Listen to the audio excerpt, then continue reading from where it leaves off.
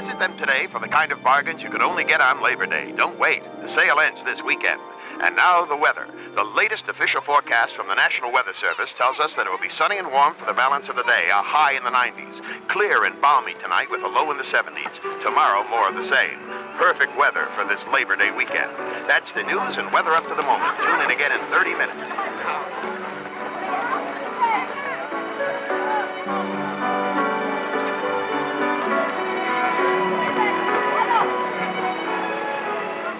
Perfect weather for this Labor Day weekend. Everything has come together. Bright, sunny weather, the last big holiday weekend of summer, and a lot of people with a lot of plans to make it a big one.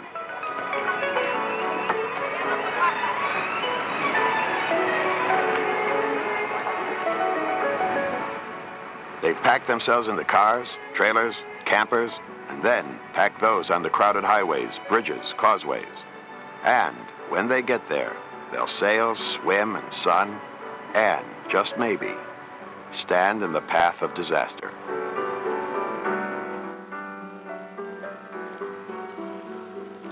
This man is Dr. Neil Frank. He's director of the National Hurricane Center in Miami, and he has a sense of the problem. He was going to stay home today. He should have known better.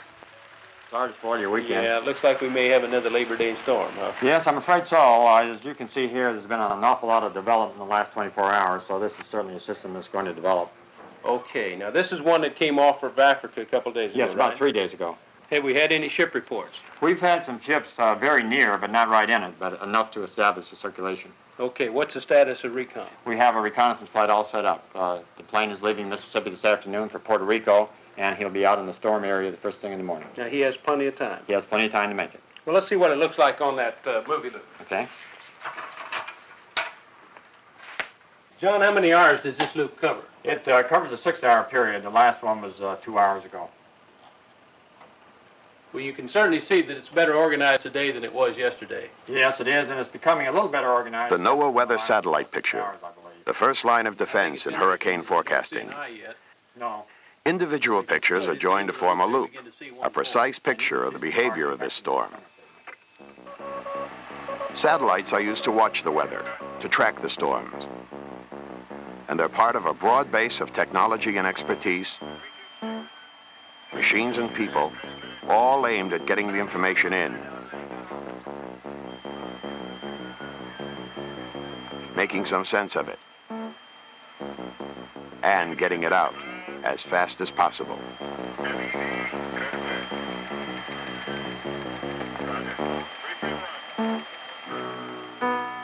This new storm developed off the coast of Africa, just like many of the others, just like a past storm shown on this satellite loop. The storm starts as a weak and disorganized low-pressure area. Then it builds and moves, often erratically, picking up speed and intensity as it moves westward. This new storm may curve and snake its way across the South Atlantic, and then aim itself at a coastline and people. Then the second line of defense. When the storm threatens, Air Force planes go out. They fly directly into the storm, right to the center, the eye. They take readings, observations, and report those back to Miami. And the last line of defense, radar, giving last-minute positions as the storm comes closer to the coast. Scientists need to understand all they can about hurricanes, so NOAA research planes go out to gather information on these giant storms.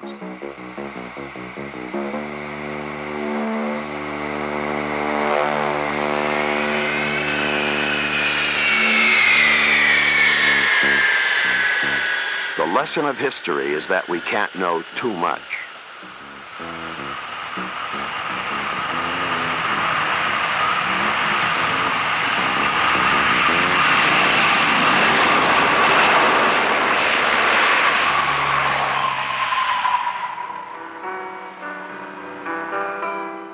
The forecaster knows a lot, but science is only part of his job. The other part is people, in getting warnings and advice out to them, and that's a problem. Most of them have never gone through a hurricane and may not listen.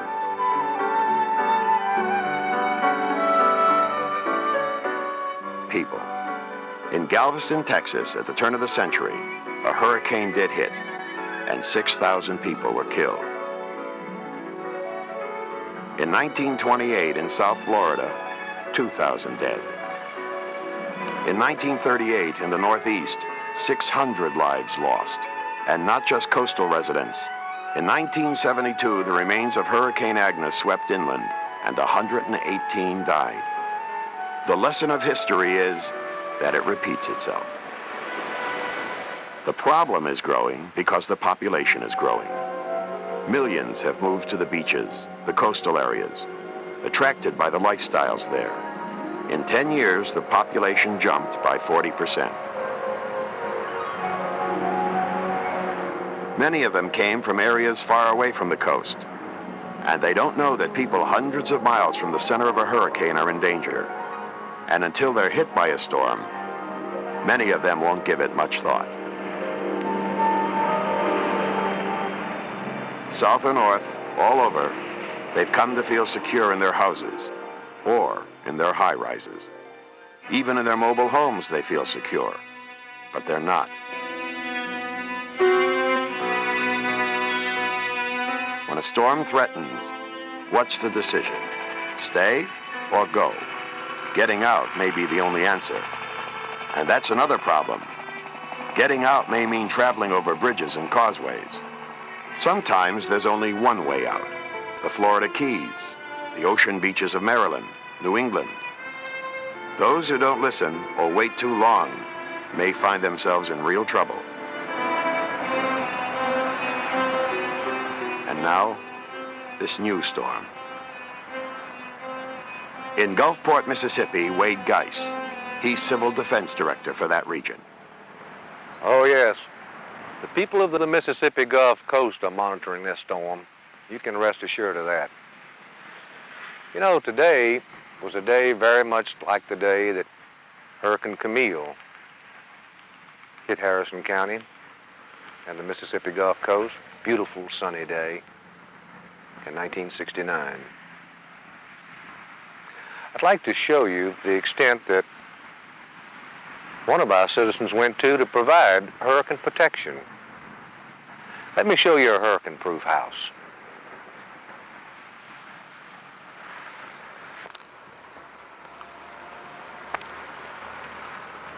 These steps lead to the hurricane-proof house designed and built by Sam Owens.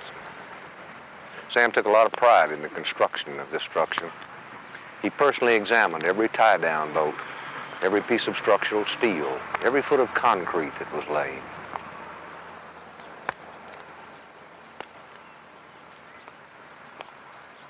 Seven people perished in this hurricane-proof house the night of the storm. We begged them from the operations center to evacuate the area, but they were confident that the house would hold up. Now, of course, it makes good common sense to build a structure to withstand the forces of the elements, but why hang your life on it? The storm surge. It's a rising wall of water topped with pounding waves. The storm surge claims 9 out of every 10 lives lost in a hurricane. And add to this, devastating high winds. This is the aftermath of Hurricane Eloise, an average storm as hurricanes go. Yet the water that came roaring in was 16 feet high. When Camille hit the Gulf Coast, the storm Wade Geis talked about, it was 25 feet high.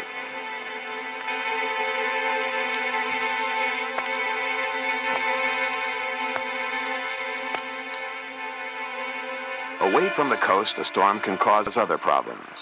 It may lose its hurricane status, but that's cold comfort to the people along flooded rivers and streams. Cold comfort to those who've lost their families, to those who've lost friends and homes. The surge, the high winds, the inland flooding, the danger. I'm sorry, Mary, what did they say? At the Hurricane Center, they monitor every change in the storm, every change in direction, speed, strength.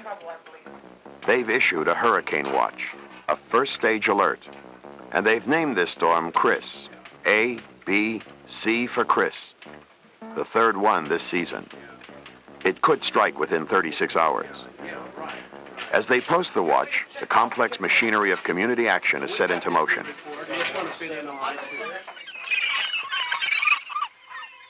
They still aren't sure, but just in case, they begin issuing advice through the media and through NOAA weather radio. Local statements, specific advice aimed at a specific area. Board up windows or protect them with storm shutters or tape. Danger to small windows is mainly from wind-driven debris. Okay, Bob, thanks a lot for the Communication. I'll pass that on to Neil. Getting the information in, analyzing it, and then trying to decide on that critical moment. Should the big word, the warning, go out?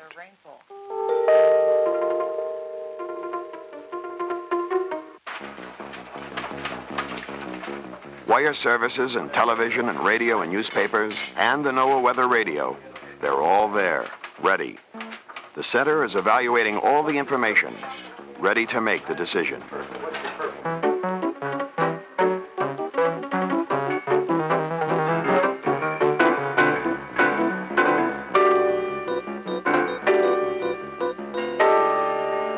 Well, Now, that's about it. all the facts are in. The storm is less than a day away. Now, the decision. The decision whether to issue the life or death warning. That rests with the knowledge and judgment of one man. We got thousands of people living along those beaches there. If we wait till morning, they might not have time to get out.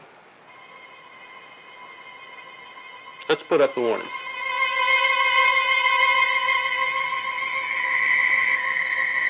The National Hurricane Center in Miami has just issued a hurricane warning for the coast from Jacksonville, Florida to Cape Hatteras, North Carolina. Hurricane Chris now has top winds of 100 miles per hour. It is centered 250 miles southeast of Savannah, Georgia, and moving northwest. We'll have more details shortly.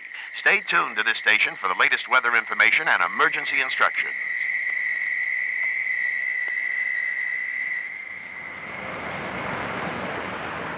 So now it's official. A storm named Chris is going to hit. Somewhere in an area from Jacksonville to Cape Hatteras. 600 miles. 3 million people. Secure outdoor objects that might be blown away or uprooted. Garbage cans, garden tools, toys, signs, porch furniture, and a number of other harmless items which may become missiles of destruction in hurricane winds. Anchor them or store them inside before the storm strikes. Store drinking water in clean bathtubs, jugs, bottles, and cooking utensils. Your town's water supply may be contaminated by flooding or damaged by hurricane floods. Check your battery-powered equipment. Your radio may be your only link with the world outside. The hurricane and emergency cooking facilities, lights and flashlights will be essential if utilities are interrupted. Mobile homes are extremely susceptible to high winds. If you live in one, leave it.